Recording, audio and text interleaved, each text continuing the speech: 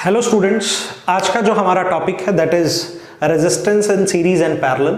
हम रेजिस्टेंस को दो तरह से किसी भी सर्किट में अटैच कर सकते हैं, या तो उसको सीरीज में लगा लीजिए या उसको पैरेलल में लगा लीजिए। ये काम हमने पहले कैपेसिटर के केस में भी किया था। So let us do this case in case of resistances. सबसे पहले मैं बात करता हूँ रेजिस्टेंस अगर सीरीज में लगे हैं तो उसका मतलब क्या होता है। देखिए, इस तरह के अगर कॉम्बिनेशन लगा हुआ है तो इसको हम सीरीज कॉम्बिनेशन बोलते हैं। ये तीन रेजिस्टेंस है R1, R2 एंड R3। इसके साथ एक वोल्टेज अप्लाई की हुई है बैटरी। यहां से I करंट निकल रहा है और सेम करंट ही तीनों में पास कर रहा है। यही करंट यहां भी जा रहा है, यही करंट यहां भी जा रहा है। बट क्योंकि रेजिस्टेंस की वैल्यू अलग अलग है, इसीलिए V1, V2 और V3 आएंगे। तीनों रेजिस्टेंस के क्रॉस अलग अलग मात्रा में पोटेंशियल लगेगा। अब अगर मैं बात करूं कि टोटल पोटेंशियल इस सर्किट में कितना है जी, V है। इसको तीन हिस्सों में बांट सकते हैं हम, V1, V2 और V3। According to Ohm's law हम जानते हैं V is equal to IR, ये फॉर्मूला होता है। और यहां पे मैं टोटल V की जगह पे IRS लिख सकता हूं। RS का मतलब equivalent resistance in series. Total इन तीनों को मिला के कितना आएगा जी, सीरीज आएगा। तो इसकी जगह पे मैंने IRS लिख लिया। V1 किसके बराबर है, I is equal I into R1, V2 IR2, IR3। I सब में कांस्टेंट है, कट जाएगा। हमारे पास जो आंसर आएगा RS is equal to R1, R2 और R3।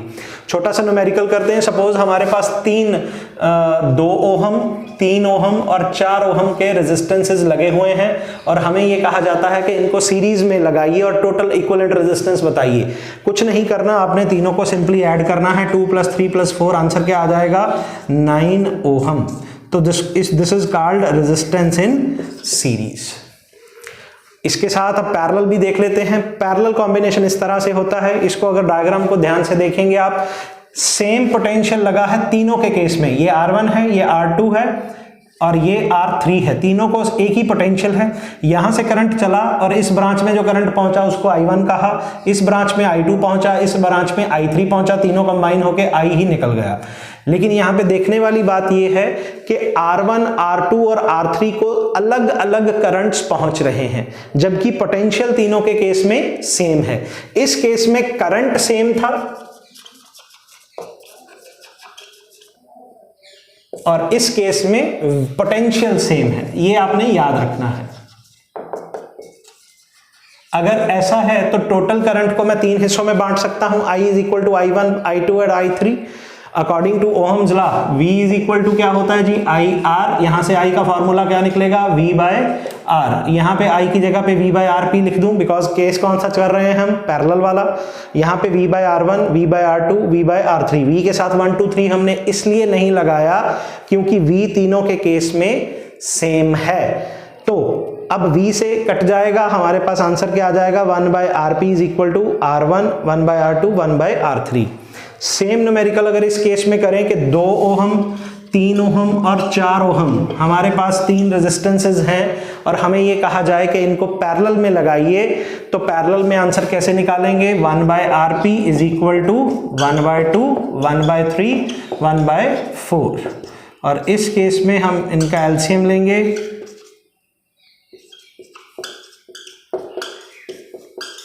वन बाय RP का आंसर ये है, तो RP का आंसर आ जाएगा 12/13 ओहम।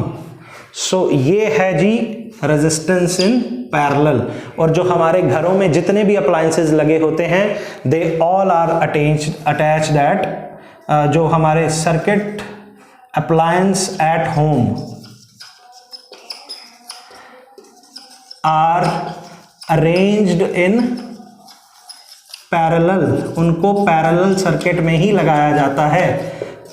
पैरेलल में क्यों लगाया जाता है, बिकॉज अगर कोई एक खराब हो जाए तो सेम करंट, सीरीज में इसलिए नहीं लगाते क्योंकि सीरीज में अगर कोई एक भी खराब हो गया तो सारा घर बंद हो जाएगा, क्योंकि सभी में सेम करंट फ्लो कर रहा है। इसलिए उनको, जो हमारे घरों में जितने भी फ्रिज, टीवी, कूलर, AC लगा हुआ है, they all are arranged in parallel circuit. I hope this will make you understand better. और इसी के साथ ये लेक्चर खत्म होता है। Thank you so much for coming to this channel. Thank you.